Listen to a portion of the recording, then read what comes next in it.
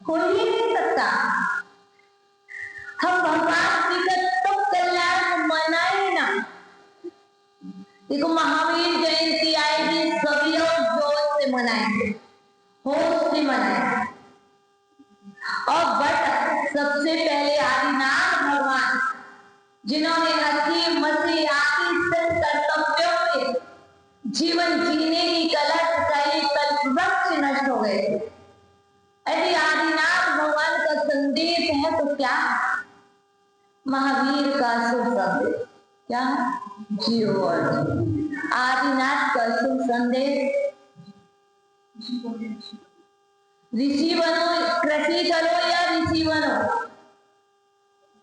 आदिनाथ भगवान ने यही संदेश दिया था कि आप कृषि करो या ऋषि बनो। पहले कृषि करो, बाद में ऋषि बनो। हम उन्हें भूल जाएंगे जिन्होंने आपको बिजनेस करना सिखाया। किसने सिखाया? आदिनाथ। और हम भूल गए। अरे आदिनाथ को याद करना है तो उनकी जन्म तक को याद करो, उनके गर्व को याद करो, उनके ज्ञान को याद करो, उनके मोक्ष को याद करो। कैसे करोगे? अच्छा कल्याण की ना पासना अच्छी था, अन्याय भी चढ़ा लिया, ऐसे नहीं होगा। कुछ विशेष करते। कैसे? जब आपका बर्थडे होता है तो कैसे करते हैं? सेलिब्रेट करते हैं, इनवाइट करते हैं और करते हैं। क्यों? ताकि सबको पता चले कि मेरा आज बर्थडे। लेकिन आश्चर्य होगा, कोई बात नहीं, यदि तुम्हें जन्म मिला, यदि तुम्हें जन्म मिला है, कृषि तुम कर नहीं रहे, ऋषि तुम्हें बनना नहीं, ऋषि तुम्हें बनना नहीं है, तो उसके लिए बहुत पुरुषार्थ करना पड़े। जब तक ऋषि नहीं बने हो, ऋषिराज नहीं बने हो, क्योंकि जो ऋषिराज बनेगा वही जिनराज बनेगा। और जब तक ऋषिराज नहीं बनोगे तो जिनराज बन नहीं पाओगे। तो कल्याण करना है तो कल्याण को मनाना होगा। और कल्याण मनाओगे तो कैसे मनाएंगे? जब जन्म आएगा, जन्म से क्या प्रयोजन है? जन्म नहीं होगा तो समझ के चलिए केवल ज्ञान भी नहीं होगा। जिस जीव का जन्म नहीं होगा उस जीव का कल्याण होगा क्या? उसे दीक्षा होगी क्या?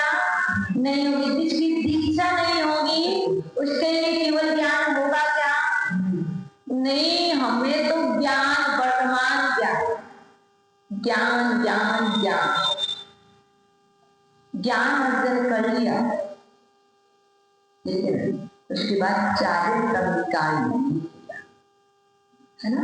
बहुत सारे ज्ञानी बैठे, ज्ञानियों को समझाया भी जाता, ज्ञानी समझदार होते हैं, है ना। फिर ज्ञानी की आपकी बाई क्या हो? इच्छा नहीं, क्यों नहीं? कहने का तात्पर्य यदि थोड़ा सा ज्ञान में आया कि हमारा उत्थान, हमारा कल्याण तो दीक्षा में है।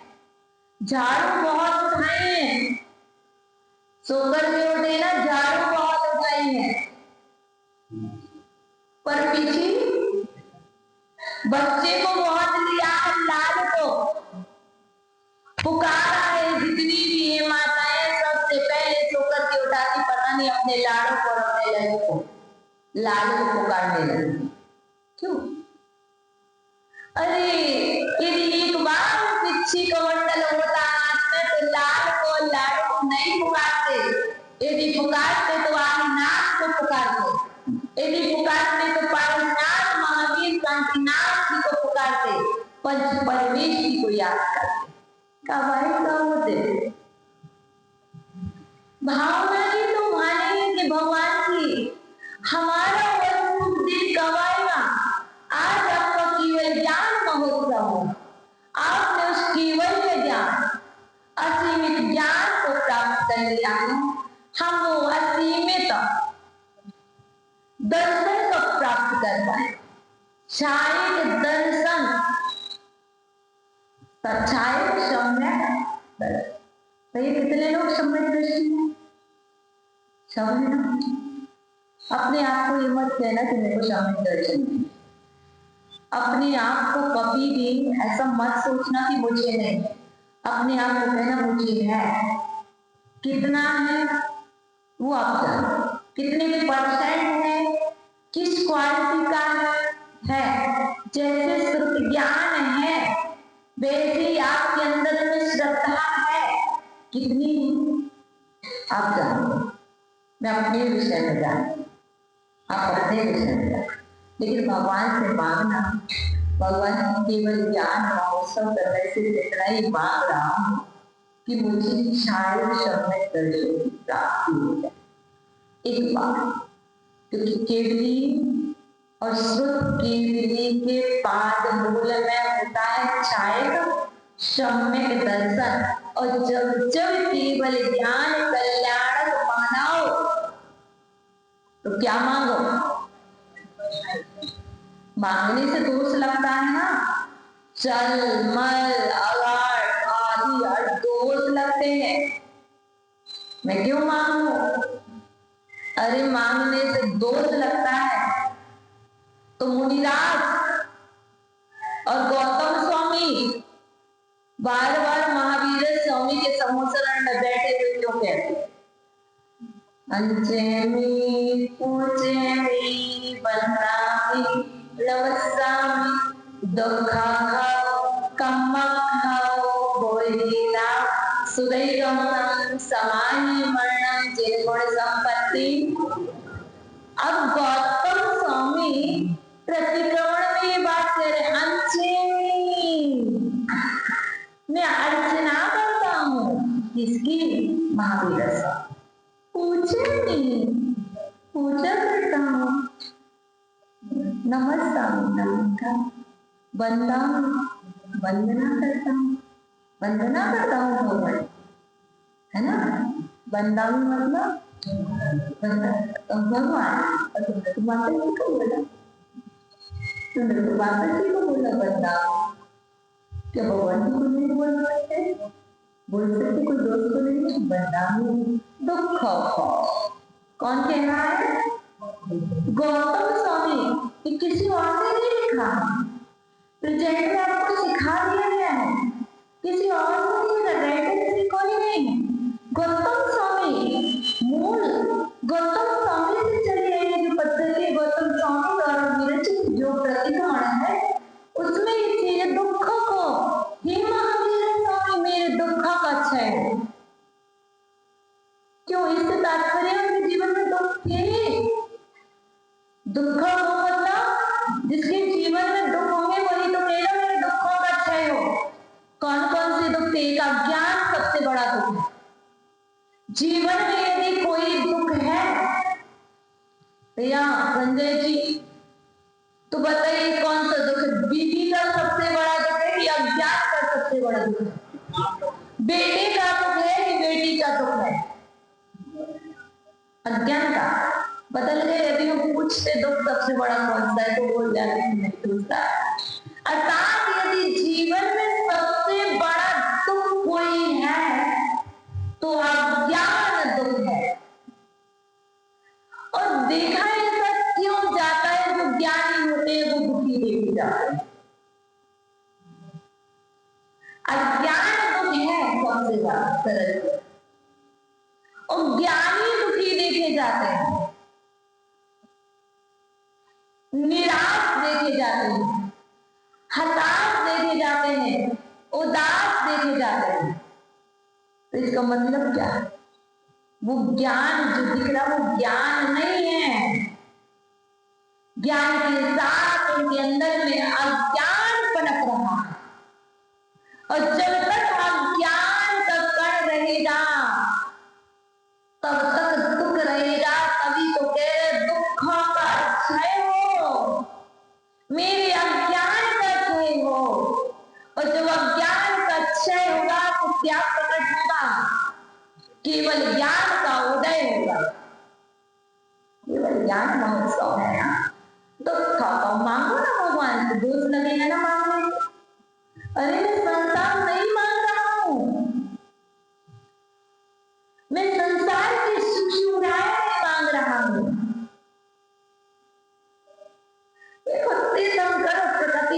तीर्थंकर बनूं मैं। अरे तीर्थंकर प्रकृति का बंद होगा तो राजा बनोगे ही रहोगे, और राजा बनोगे तो महाराजा भी बनोगे।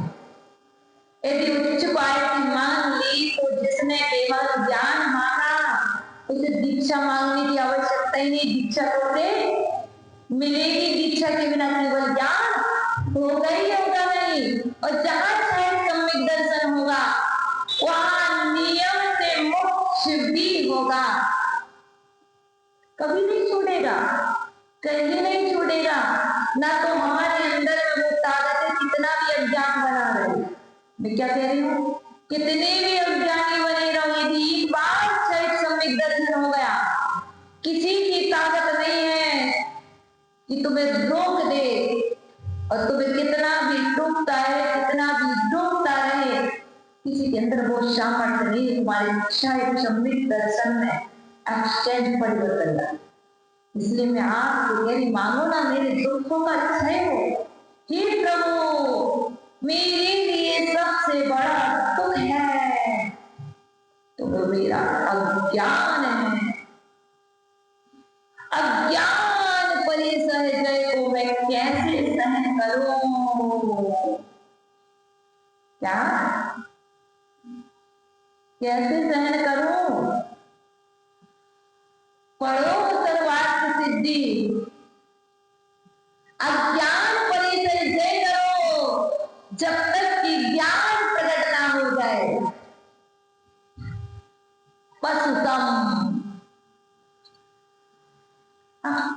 भैया, हम में आप में कोई अंतर नहीं है। पशुतम, पशु प्रवृत्ति चल रही है। क्यों? अज्ञान के कारण। और उस पशु प्रवृत्ति को हटाने के लिए भगवान को कहना पड़ेगा दर्शन किए देना।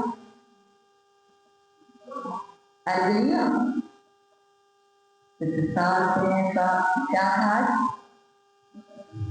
चैत्र चतुर्थी प्रभु बन जाने गोपाल, है ना? और क्या रहती है? चढ़ नहीं बोलते ना, दुखों का भगवान ने अर्चना, अर्चना मतलब अर्घ्य लिया ना। अर्घ्य क्यों लिया था? खाली सजा सजा के रखी, क्यों क्यों? इसीलिए रखी ना, प्रभु की अर्चना कर रहा हूं तुम्हारी, और पूजा नमस्कार इसलिए कर रहे हो मेरे दुखों का क्षय हो, मेरे कर्मों का नाश हो, कर्मों का क्षय। कैसे? और मुझे बोधि की प्राप्ति हो। जब दुख का क्षय होगा तो क्या मिलेगा? बोध। बोध क्या है? ज्ञान। वो ही लाभ हो, बोधि का लाभ, ज्ञान का लाभ हो। दर्शन करने से ज्ञान की प्राप्ति होती है, अर्घ चढ़ाने से ज्ञान की प्राप्ति होती है, नमस्कार करने से ज्ञान की प्राप्ति होती है, पूजा करने से ज्ञान की प्राप्ति होती है, वंदना करने से ज्ञान की प्राप्ति होती है, तो बोध की प्राप्ति होती है। तो अबोध कौन बनेगा? बोध। जो अबोध होगा वही बोध को प्राप्त होगा। जो पहले ही कहे कि मैं बोध, मुझे ज्ञान है, उससे बोध होगा? नहीं होगा, नहीं होगा ना। तो क्या कहे? जो पूजनीय दर्शन, जैसे पहले ही हमारे पास सम्यक दर्शन है, भगवान के सम्यक दर्शन तो है, पर ना मुझे ना कि वो सम्यक दर्शन, और दर्शन में इच्छा उच्चारित है, पता नहीं कौन सा निमित्त मिल जाते हैं। कभी ये आनंद जी आज कहाँ गए थे, चले गए ना। और ये बाबा जी कितने अच्छे से सो रहे थे।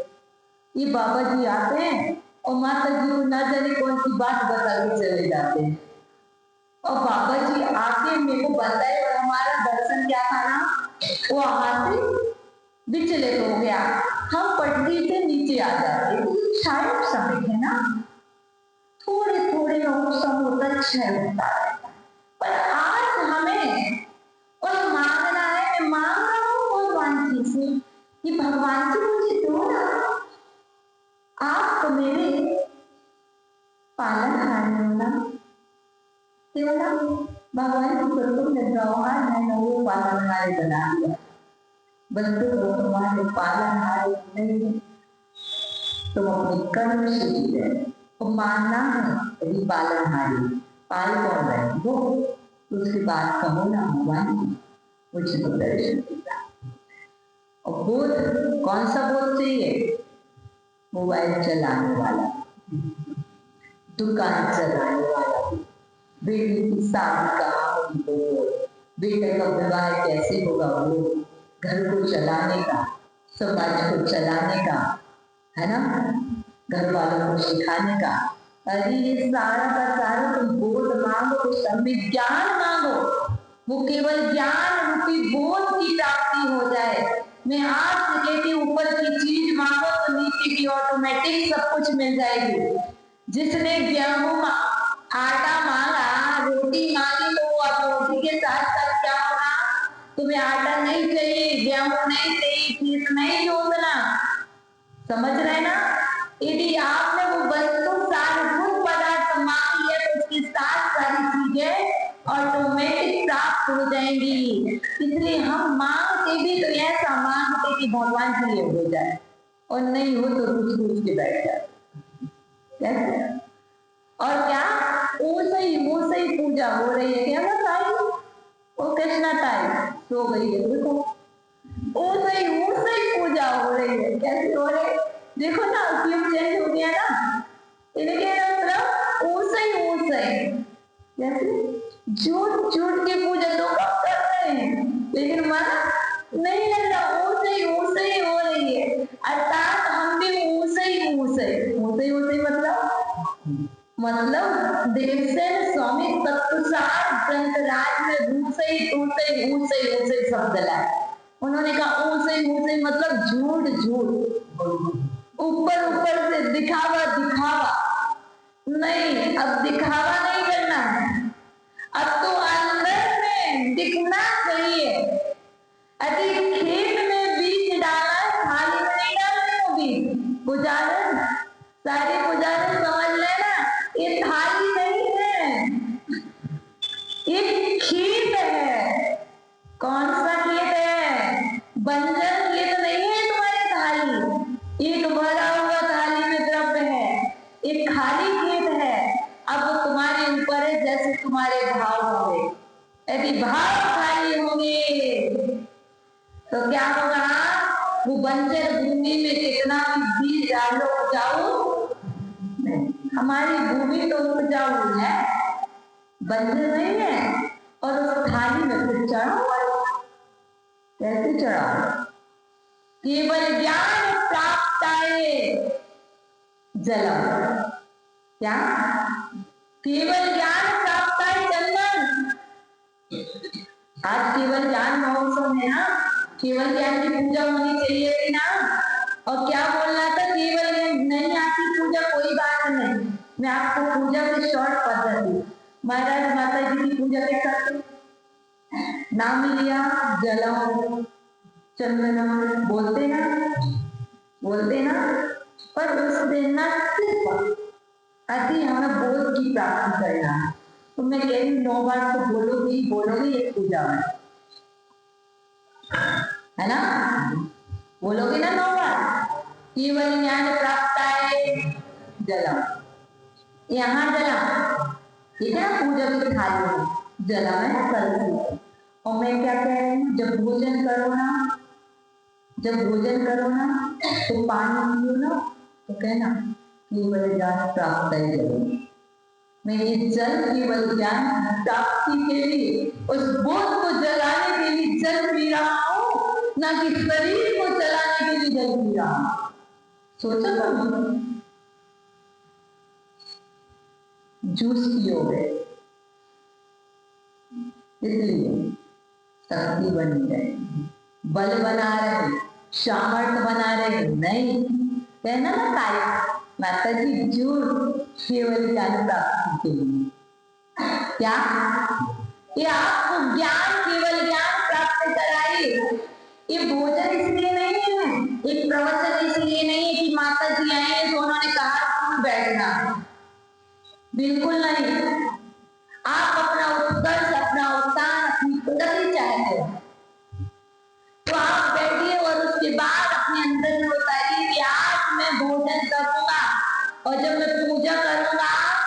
ध्यान रखूंगा इस खेत में कौन सा बीज डाला, किन भावों से डाला।